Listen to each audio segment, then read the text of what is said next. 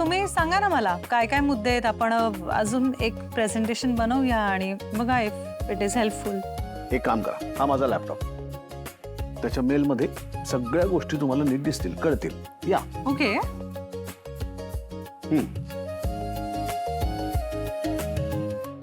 अहो 100% जमणार तुम्हाला. तुमच्यामुळे आता माझं टेन्शन कमी झालं, तर मला शांतपणे झोप लागेल. तुम्ही नक्की काहीतरी सोल्युशन काढाल याची खात्री आहे मला. चला तुमचं चालू दे, मी झोपतो. नाही मी थांबा ना, थोडा वेळ थांबा ना. म्हणजे काही अडलंच तर मुद्दे डिस्कस करता येतील. तर झोपलात तर मला झोपमोड नाही करावीशी वाटणार तुमची. अहो तुम्ही माझ्या टीएनए आहात. एकदा तुमच्याकडे जबाबदारी दिली की तुम्ही नक्की ती उत्तम पार पाडणार याची खात्रीच आहे मला. चालू दे. थांबा ना थोडा वेळ. आता थांबलात तर पटकन संपेल की नाही. 4 महिने करतोय काम याच्यावर. असं कसं संपेल पटकन? पण तुम्ही तुमचा वेळ घ्या, शांतपणे करा. ठीक आहे, एकदा प्रयत्न तर करूया. फार नाही, फक्त एन्व्हायरमेंटल क्लॉज मध्ये काही मुद्दे ऍड करायची गरज आहे. म्हणजे 2-3 तर अगदी मला आत्ताच सुचत आहे. म्हणजे बघा, ई वेस्ट किंवा प्लास्टिक कचऱ्याचं उत्तम व्यवस्थापन करणं. मुळात प्लास्टिकचाच वापर कमी केला पाहिजे. रिसायकलिंग बद्दल कामगारांना ट्रेनिंग देणं. आता कसं आहे, जमिनीच्या वर जसं प्रदूषण होत असतं तसं जमिनीच्या आतही प्रदूषण होत असतं आणि खूपच कमी लोक त्याचा विचार करतात.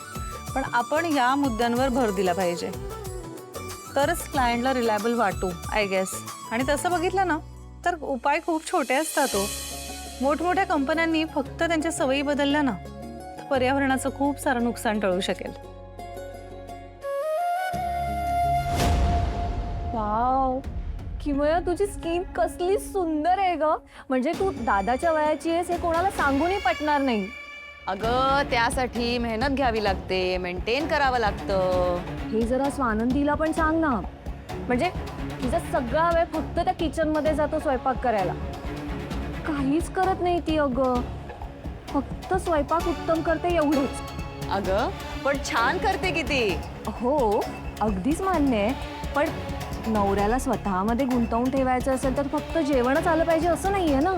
तर तुलाच बघ, तुला हे सगळं कळतं पण तिला काहीच कळत नाही या बाबतीत. जरा बोरच आहे ती. बाय द वे अर्पिता, तुझा नवरा काय करतो ग? अगं मी काय विचारत होते तुला. हा, तुम्ही ते कॉफी शॉप मध्ये गेला होता, तिथे आली होती का स्वानंदी? हो. आम्हाला यायची. तुमची इतकी छान मैत्री आहे, तुम्हाला काही प्रायव्हसी मिळू देणार आहे की नाही? हा म्हणजे ऍक्च्युली आमच्यापेक्षा खूप लहान आहे ती वयाने. कदाचित आमच्या केमिस्ट्रीमुळे थोडीशी इन्सिक्युअर झाली असावी. इन्सिक्युअर माय फूट. कसलं इन्सिक्युअर? मुद्दाम करते ती, तुमच्यावर वॉच ठेवते. अगं समरला कुठेही एकटं सोडत नाही ती. तिला भीती वाटते ना समर सोडून गेला तर. ओ, काही प्रॉब्लेम आहे का त्यांच्यात? नाही ते काय माहित नाही बाबा, पण लग्न झाल्यापासून समर आमचा राहिलेला नाहीये. मला माहितीये स्वानंदीचा प्रॉब्लेम काय. काय ग? बॅकग्राऊंड. फारच बेसिक फॅमिलीमधून आली आहे ना ती. सो एवढा श्रीमंत नवरा ती हातातून कसा जाऊ देईल. त्याच्या मागे पुढे अशीच करत राहणार. ग तुमच्यावर CCTV सारखा वॉच ठेवते ती. समरला इतका कंट्रोल मध्ये ठेवलाय ना, बाप रे. समर काहीच बोलत नाही. पण समरला करते ते करते कंट्रोल. तुझ्यावर पण कंट्रोल. तुझं वागणं बोलणं दिसणं काही आवडत नाही तिला. कशी लाईफस्टाईल ठेवावी? एक्झॅक्टली. आता कशी लाईफस्टाईल ठेवावी हे सगळं तुझं पर्सनल आहे ना. तुझा वैयक्तिक प्रश्न आहे तो. पण ती कोण आहे ह्याच्यामध्ये बोलणारी? तिला हे काही कळत नाही आणि कळण्याच्या पलीकडे आहे. सारखी बोलत असते आमच्याकडे तुझ्याबद्दल. मला नाही आवडत बिलकुल. बिलकुल मला राग येतो. हा म्हणजे ऍक्च्युली मलाही तिने सुनावण्याचा प्रयत्न केला, पण मी काय तिला फार एंटरटेन केलं नाही. काय आहे ना, मी स्वतःसाठी जगते. एक्झॅक्टली. मी दुसऱ्या कोणाचंही ऐकून घेत नाही. मला आवडतं माझे लाड केलेले आणि सॅमला हे माहितीये सुद्धा. मग मी तिचं कशाला ऐकू, हो की नाही? बरोबर आहे.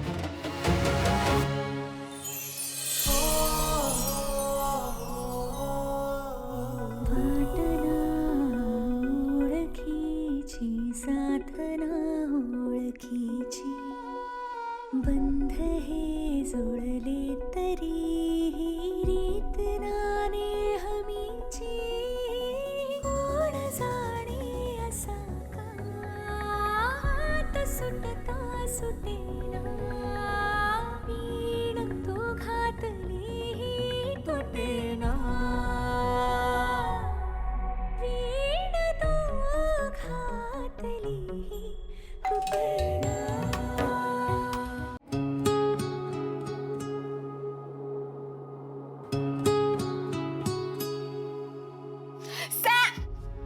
Sorry Sam.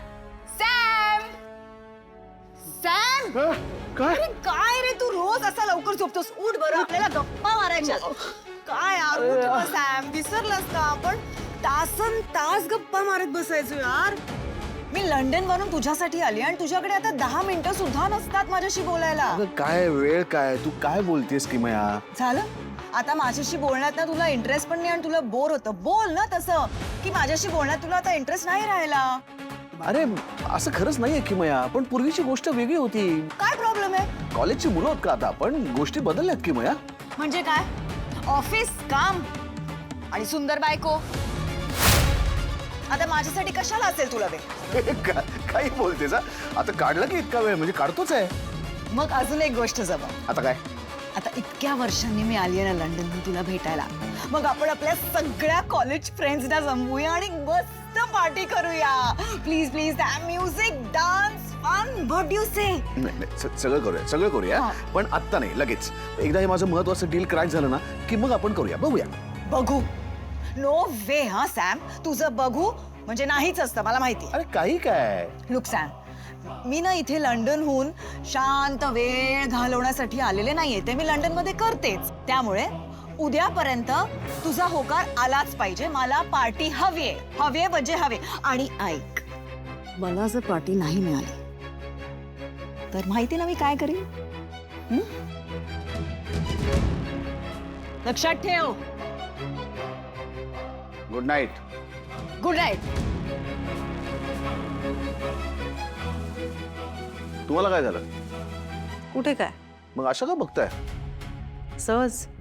अहो सांगा ना आता. काहीच नाही. काहीतरी आहे, सांगा मला. या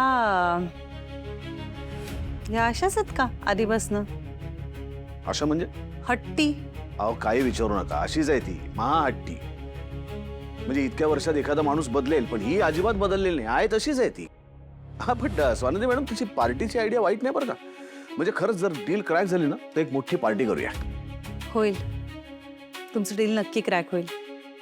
मी बरेच मुद्दे तिथे मेलमध्ये ड्राफ्ट करून ठेवलेत, एकदा पाहून घ्या तुम्ही. काय म्हणजे कमाल आहे माझी पण. आपण काम करत होतो आणि मला झोपच लागली एकदम. सॉरी हा Swanandi madam, sorry. It's okay. आणि मला झोप का लागली माहिती का? एकदा तुमच्यावरती मी जबाबदारी दिली ना की मी रिलॅक्स होऊन जातो, कारण मला माहिती आहे तुम्ही नक्की पार पाडणार. खरंच? तुम्ही जे मुद्दे बाजूला काढलेत ना, मी ते आत्ताच त्यांना मेल करतो, बघू त्यांचा काय रिप्लाय येतो. आणि थँक्यू स्वानंदी मॅडम. नाही थँक्यू आता नका म्हणू. डील क्रॅक झालं की मग म्हणा. All the best. Thank you. Good night. Good night.